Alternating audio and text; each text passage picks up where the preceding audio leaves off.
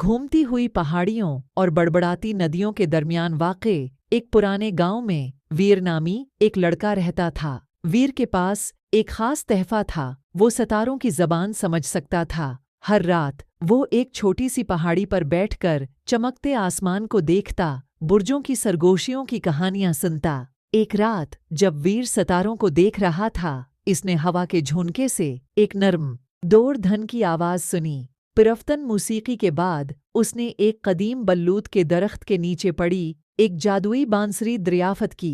बांसुरी कोई आम साज नहीं था, ये ख्वाबों को सच कर सकता है। परजोश और कुदरे नरूस वीर ने बांसुरी बजाने की कोशिश करने का फैसला किया।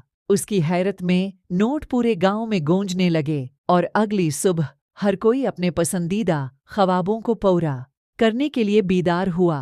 बागात में रंग बरंगे फूल खुले और गलियों में चॉकलेट की नदियां बह रही थीं। ताहिम वीर को जल्द ही एहसास हो गया कि ख्वाहिशात को उनके हकीकी मानी को समझे बगैर पूरा करना अफरातफरी का बायस बन सकता है। चीज़ों को दरस्त करने के लिए प्राज़म उसने जादूगर जंगल के दिल में रहने वाले हकीम अल्लो की रहनुमाई हासिल की। वाइज़ अल्लो की हिकमत से वीर ने जादुई बांसुरी को समझदारी से इस्तेमाल करना सीखा।